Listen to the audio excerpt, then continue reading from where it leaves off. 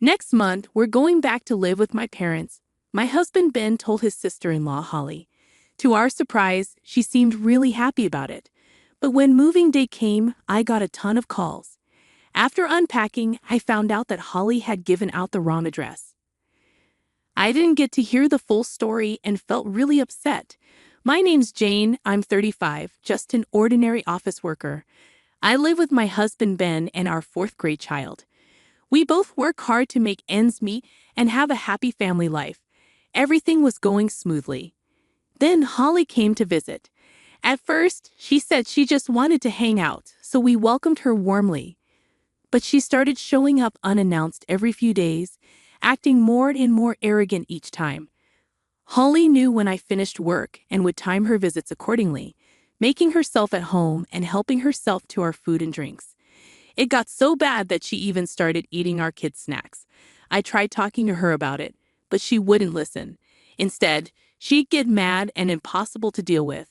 Lately, she's been coming over every single day, and Ben and I are worried sick about how to make her stop. Hey, you didn't get anything today, even though you knew I was coming. I felt like sighing at her behavior. I didn't buy anything. If you want to eat, you can get it yourself, I replied calmly. But as soon as I said that, Holly started yelling loudly. Don't mess with me. I'm a guest. You should treat me. And this is your house, right? It's only fair for you to pay for everything, she shouted aggressively, thinking it would make me give in. She was really selfish and difficult to deal with. Holly, we didn't get a call before you came. Isn't it common courtesy to let us know beforehand if you want to visit as a guest? I said, noticing Holly's shoulders tense up, causing her to spill her tea. How dare you? You're my sister-in-law. Is this how you treat family? I'll make sure everyone hears about this, she retorted angrily, despite being the one causing the inconvenience. Reflecting back, I remembered how different she was before. When I first met her at my in-laws' house, she and her husband Ken were so welcoming. They made me feel at ease, which helped me bond with my in-laws and eventually marry Ben. But now she seemed like a completely different person. When I tried to ask her if something had happened with her in-laws, she refused to talk about it. At first, I tried to be supportive, but as her unannounced visits and rude behavior continued, I grew frustrated. My attempts to distance myself only seemed to escalate her actions further. I need a drink. Go buy it? Now, Holly ordered me while I was busy cooking, almost pushing me out the door as if she wanted me gone. She threw my bag, which was in the living room, outside. Despite feeling frustrated and wanting to refuse, I grabbed my bag. But Holly blocked the doorway, refusing to let me back in until I got what she wanted. Please stop this. My husband will be home soon, and our child will be back from their friend's house, I pleaded, but Holly remained unmoved. I don't care. If you stop complaining and go now, you'll be back in time, she said firmly, blocking the entrance like a stubborn gatekeeper. Realizing arguing would be futile and only waste time, I reluctantly headed to the nearby supermarket to buy the alcohol Holly demanded. When I got back home, my kids had returned, and I found my sister-in-law, Holly, making my child clean up the tea she had spilled, acting all high and mighty. I quickly went to my child and shot a stern look at Holly. Please, don't do this again. You spilled the tea, so you need to clean it up, I firmly told her. But instead of acknowledging her mistake, Holly just started drinking the wine she had taken from me, saying, "It's your fault for being so slow." I told my child to take their things to their room and rushed through the rest of the cleaning. As I cooked, my frustration grew, and I couldn't help but wonder if there was any way to put a stop to Holly's unacceptable behavior. I talked to my husband, Ben, about Holly's behavior, and he was just as upset as I was, especially about what she did to our child. He said he'd call his brother right away to address the situation, but when he tried, he returned with a frown, saying the call wouldn't go through. We both looked at his phone, puzzled, wondering what could be causing the issue. Feeling disgusted by Holly's actions, we had been wanting to visit my in-laws, but finding a suitable day amidst our busy schedules was proving difficult. Despite our worries, we decided to plan a visit for next month and left it at that. The following day, I mentioned to Holly that we were planning to visit my in-laws, but she didn't seem interested in the details and strongly objected to our decision for some reason. Holly's yelling only added to our confusion. Why was she so adamant about us not going to my in-laws' house? As I pondered over this, I received more troubling news the next day. My mom called to inform me that my dad had fallen down the stairs and been injured, needing caregiving. Although it wasn't serious, my parents were clearly distressed. I offered to go home immediately, but my mom insisted that I prioritize my children and not worry about them. Both of my parents are over 65, still working senior jobs despite being retired to support themselves. With my dad now needing care, it would put extra strain on my mom, juggling caregiving and work. Their lives would undoubtedly be affected. I couldn't help but wonder what I could do to help them. With a heavy heart, I finished work for the day and headed home. That evening, Holly showed up at our house as usual after the kids got back from school, expecting dinner to be ready. It was a routine thing for her. I glanced at Holly with a bit of resentment. I had hoped to talk to Ben about my parents that night, but with Holly around, it seemed challenging. Could we skip dinner tonight? I bought a cake, I suggested, offering her the cake instead. Holly frowned and shot me a glare. What do you mean? You expect me to just eat cake? That's absurd. We have our own issues too. I'm sorry, but could you just take this and go home? I asked, hoping she'd understand. Reluctantly, Holly eyed the cake. I tried telling her, you don't have to eat it if you don't want to, but she ignored me and ended up eating it anyway before heading back home. After discussing with Ben, who had just returned home, we realized we couldn't afford to fully support my parents every month, but we still wanted to help. Ben suggested doing more overtime, but I didn't want to overburden him either. That's when we had a brilliant idea to solve both the issue with my brother's wife and my parents' situation. Ben agreed, and we immediately got to work. While Ben started packing our things, I called my parents, and he dialed Holly's number. We're moving back to my parents' place next month. We won't be around when you visit, Ben told her over the phone. Holly seemed thrilled at the news. Well, I should start getting ready too, she replied casually before hanging up. We were left wondering what she meant by that. Oh well, never mind, we shrugged and ended the call. On moving day, as we began unpacking at my parents' house, we were bombarded with frantic calls from Holly. I quickly answered, trying to calm her down. When she finally composed herself, she blurted out, "Your new place is..." I was puzzled and interrupted her, saying, "Wait, it's my parents' home. We're moving back here, remember?" There was a sharp intake of breath from Holly on the other end of the line. "Parents' home?" "Ben mentioned it, so I thought you were moving here," she exclaimed, catching me off guard. I turned to Ben, who was playing with our child nearby, and asked if he had clarified that it was my parents' home. Before I could finish explaining, the call abruptly ended. "Anyway, it's not a big deal, right? You also said..." "Well, never mind," Holly retorted, signaling the misunderstanding. "I'm sorry, Holly, but we didn't move to your parents' home.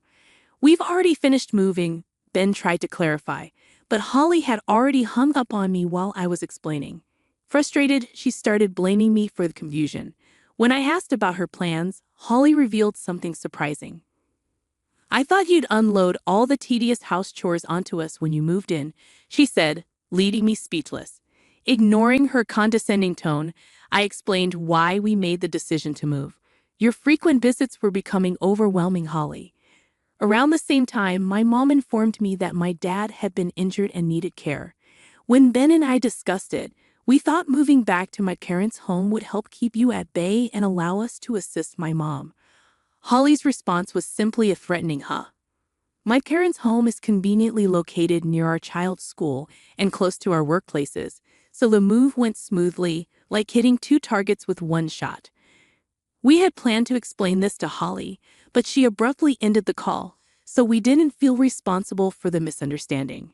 "Come and move here immediately," Holly demanded, her voice rising, but I firmly declined.